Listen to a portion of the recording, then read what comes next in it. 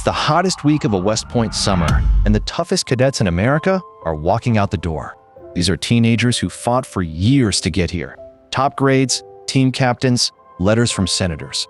The Army even has a formula, the whole candidate score, that ranks every one of them on talent and fitness and leadership. And that formula cannot predict a thing about who breaks. Somewhere on the base, a young psychologist named Angela Duckworth is handing out a strange little questionnaire. 12 plain questions. No math, no push-ups. And those 12 questions will guess who quits and who stays. Better than everything the Army measured. So what did she see that the world's most selective training could not? Because here's what she was starting to believe. Enthusiasm is common. Endurance is rare. When she scored the surveys, the pattern was almost unfair in how clean it was. The cadets who survived that brutal summer weren't the fittest or the smartest. They were the ones who scored highest on a single quality, the refusal to give up on what they'd started. Duckworth had a name for it. Grit, not talent, not intensity. A blend of two things. Passion, held steady over years, and perseverance that keeps going after the excitement burns off. And once she had the word, she saw it everywhere. Grit predicted which rookie salespeople kept their jobs, which students finished high school in the roughest neighborhoods, which soldiers made it through special forces selection. The same quiet trait again and again. But that only sharpened the real question. Where does grit come from? And can you get more of it? To understand why that question haunted her, you have to hear a voice from her childhood. At the family dinner table, Angela's father would look at her and say, matter-of-factly, "You know, you're no genius." He wasn't cruel. He was obsessed with talent, with who had it and who didn't. And he decided his daughter simply wasn't special. She grew up carrying that verdict like a small stone in her shoe. Then, decades later, the MacArthur Foundation called. They wanted to give her their fellowship, the award everyone nicknames the Genius Grant. The girl who was told she was no genius had built her whole science around a suspicion that we've been measuring the wrong thing all along. That talent is not the finish line we think it is, and she set out to prove it. Here's the uncomfortable part. We all say we admire hard work. Ask anyone what they value, and they'll swear it's effort, dedication, sweat. But watch what we actually do.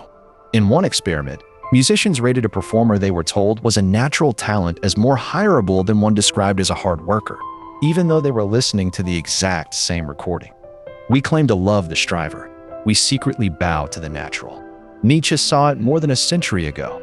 Calling someone a genius, he said, lets us off the hook. If greatness is magic, then it's not something we failed to earn. It's comforting. It's also, Duckworth argues, a trap, because the more we worship talent, the more we quietly excuse ourselves from the effort that actually builds anything. And that excuse has a cost we're about to add up. So Duckworth did something a scientist rarely does with a fuzzy idea like effort. She wrote it into an equation, two of them. First, talent times effort equals skill. Your talent is how fast you improve when you try. But talent alone is just potential sitting still. Then the second equation, skill times effort equals achievement. You take the skill you built, and you have to keep spending effort to actually make it produce something in the world. Look closely at what just happened. Effort shows up twice. It builds the skill, and then it turns that skill into real accomplishment. Talent appears only once. A Minnesota potter named Warren McKenzie put it plainly. The first 10,000 pots are difficult, he said, and then it gets a little easier. Not a gift, a count. And the counting is the whole point. If you still want to believe in talent, meet the novelist John Irving. He won a National Book Award and wrote The World According to Garp. He is also severely dyslexic. As a student, he spelled at half the speed of his classmates and scored a 475 on his verbal test. His secret weapon wasn't a gift.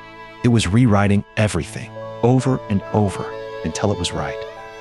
I began to take my lack of talent seriously, he said.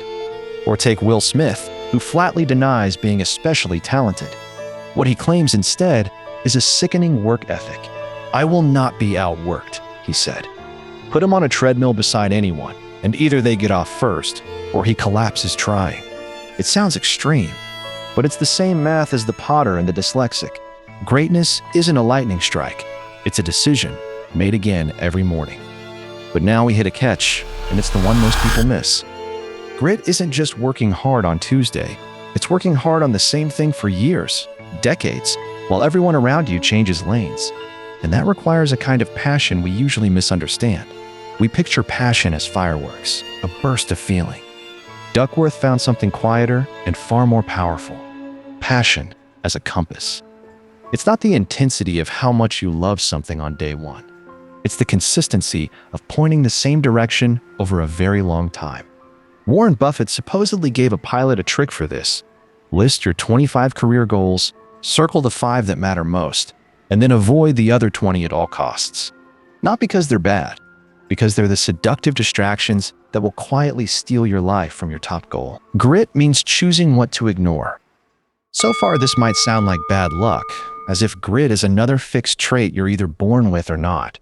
Here's where Duckworth flips the story. She's honest that grit is partly genetic. Studies of twins suggest our genes explain some of it, but partly is the key word. Grit is not carved in stone. It grows across your life. The same person tends to get grittier as they age, as they learn what they're for. And that means it can be cultivated on purpose. Duckworth breaks the how into 4 psychological assets, and they arrive in an order. First interest, then practice, then purpose, and underneath it all, hope. Master these 4, and you're not waiting to be handed grit. You're building it. So let's go inside each one, starting with the one everyone gets wrong. Follow your passion. It's on every graduation banner, and Duckworth thinks it's half wrong. It assumes your passion is a finished thing, buried inside you, waiting to be discovered fully formed. It almost never is. Passion is grown, not found. It starts as a small, fragile interest, something that mildly catches you. Then it survives only if you keep triggering it, feeding it, giving it time. The Olympic swimmer Rowdy Gaines tried nearly every sport his high school offered before the water finally hooked him. Jane Golden turned a love of painting into decades of public murals, not by one lightning bolt calling, but by returning to it again and again until it became who she was. So if you don't feel a roaring passion yet, you're not broken. You're early. Interest is a seed, and seeds need seasons. Once an interest takes root, the second asset kicks in: practice. And not just any practice, because here Duckworth quietly corrects a famous myth. You've heard the 10,000-hour rule, the idea that mastery is just clocking enough time. Duckworth is careful. 10,000 hours, she says, is a rough average, nothing magic. Some experts arrive sooner, some later. What actually matters isn't how much you practice, it's how. She calls it deliberate practice, and it has a shape. Pick a stretch goal just beyond your reach. Focus completely. Get immediate, honest feedback on what went wrong, and then repeat that weak spot until it's fixed and set a new one. Most people practice what they're already good at because it feels nice. Experts hunt for what they can't do yet. That's the difference between doing something for years and actually getting better. And yet, here's the part that stops you. Deliberate practice is hard. It's the opposite of comfortable. It means living at the edge of failure on purpose. So how does anyone keep choosing it? Duckworth watched kids at the National Spelling Bee, the ones who studied obscure Latin roots alone for hours and expected to find misery. Instead, she found something else. The grittiest performers had learned to feel the difficulty as a kind of thrill. There's a phrase one of them used after a punishing session: "That was hard. It was great." Not in spite of the struggle, because of it. That's the flip most of us never make, treating the burn not as a sign you're failing, but as the exact sensation of getting stronger. Passion pointed the way. Practice built the skill. But something deeper has to make it worth the ache. That something is purpose, the third asset, and the one that turns a hobby into a life. Duckworth defines it precisely. Purpose is the intention to contribute to the well-being of other people. There's an old parable she loves. 3 bricklayers are asked what they're doing. The first says, "I'm laying bricks." The second says, "I'm building a church." The third says, "I'm building the house of God."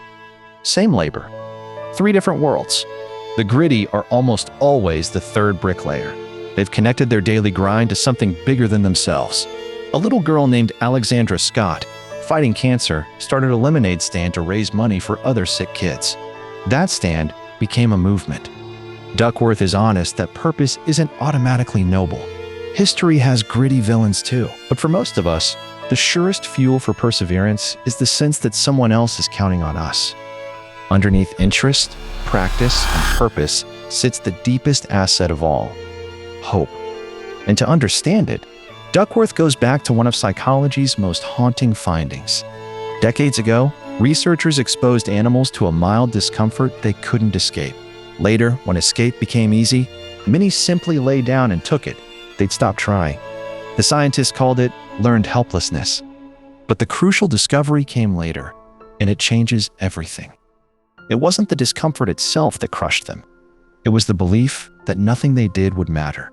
Suffering you think you can't control is what breeds hopelessness, not suffering itself. Sit with that, because it's the hinge of the whole book. Grit isn't gritting your teeth through pain. Grit is the stubborn conviction that your actions can still change your situation, even now, even here. And that conviction, it turns out, can be taught. How do you teach hope? You start with the voice in your head when things go wrong. Some people, hitting a wall, think, "I'm just not good at this," a fixed, permanent verdict. The gritty think, "I haven't figured this out yet," a temporary problem to solve. The psychologist Carol Dweck named these the fixed and growth mindsets, and the words we use around children plant one or the other. At the KIPP schools, teachers swapped their language on purpose. Instead of, "You're a natural," they say, "You're a learner." I love that. Instead of, "At least you tried," they say, "That didn't work. Let's talk about what might work better." Small edits, enormous consequences. Because hope isn't a mood you're born in. It's a skill you rehearse. There's an old Japanese saying Duckworth returns to again and again. Fall down 7 times, rise 8. So grit can be grown from the inside. But most of us first met it, or didn't, because of the people around us. Which raises the question every parent secretly asks, can you make a child grittier? Duckworth found a surprising answer, and it dismantles a false choice. For years, we've argued between tough parents and warm parents, the demanding drill sergeant versus the soft encourager. The research says, stop choosing. The parents who raise gritty kids are both at once, deeply supportive and deeply demanding. Warm enough that the child feels loved unconditionally. Firm enough that the child is held to a high standard anyway. The football star Steve Young had a father nicknamed Grit, who wouldn't let him quit, and who also never stopped showing up. Love without limits spoils. Limits without love wounds. Grit grows in the narrow place where both are true. Out of all this, Duckworth built one concrete practice for her own family, and it's the single most portable idea in the book. She calls it the hard thing rule, and it has 3 parts. 1, everyone in the family, including mom and dad, has to pick a hard thing, something that demands daily, deliberate practice. 2, you are allowed to quit it, but not on a bad day. You can only stop at a natural finish line, the end of the season, the end of the semester. You can't walk away the afternoon your coach yells at you, or the piece gets tough. And 3, you get to choose your own hard thing. Nobody assigns it. When her daughters reached high school, she added a 4th. You commit to at least one thing for at least 2 years. It's grit, turned into a household rule you could start tonight. Does that kind of practice actually build lasting character, or is it just busy work? Here, the evidence gets striking. Researchers followed thousands of young people and looked at their extracurriculars, sports, music, a school paper, a part-time job. The thing that predicted success later in life wasn't just doing an activity. It was follow-through. Sticking with the same hard commitment for multiple years and climbing to something real inside it. Making the varsity team, becoming editor, earning the promotion. 2 years of showing up, improving, refusing to bail. That pattern in a teenager quietly forecasts the gritty adult. It makes sense once you see it. Grit isn't a lecture you absorb.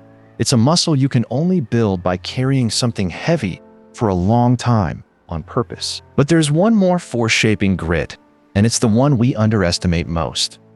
We like to think grit is a private solo virtue, you against the world. Duckworth's final insight turns that inside out. The fastest way to get grittier, she found, is to join a group that's already gritty and let it remake you.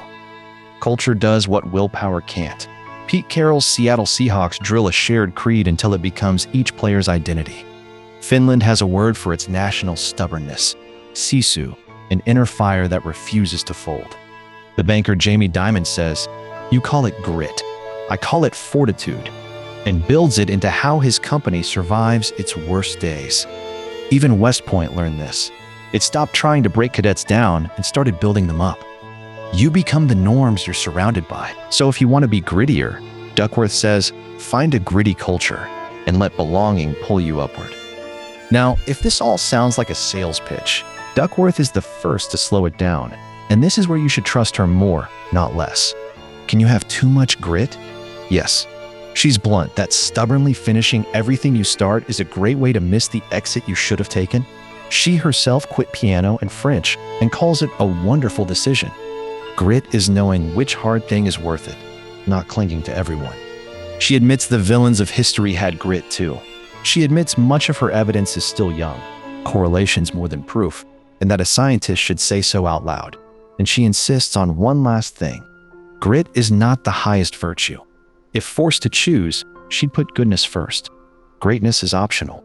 Character comes in the plural. That honesty is what makes the rest believable. Which brings us back to a small girl and her father's verdict. You're no genius. Years after the genius grant, Angela sat beside that same father, now slowed by Parkinson's disease, and read her book to him aloud, page by page, and she'd finally worked out her answer to him.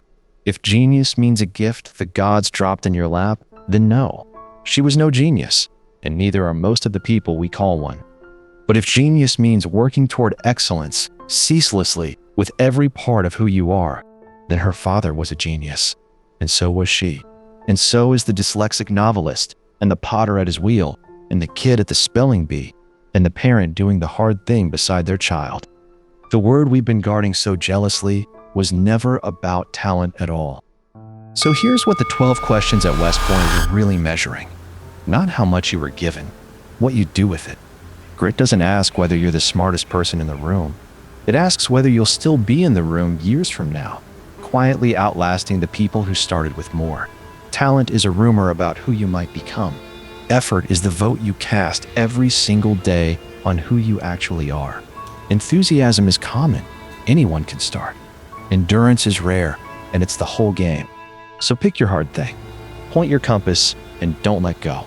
And when you get knocked down, and you will, remember the oldest rule of the gritty.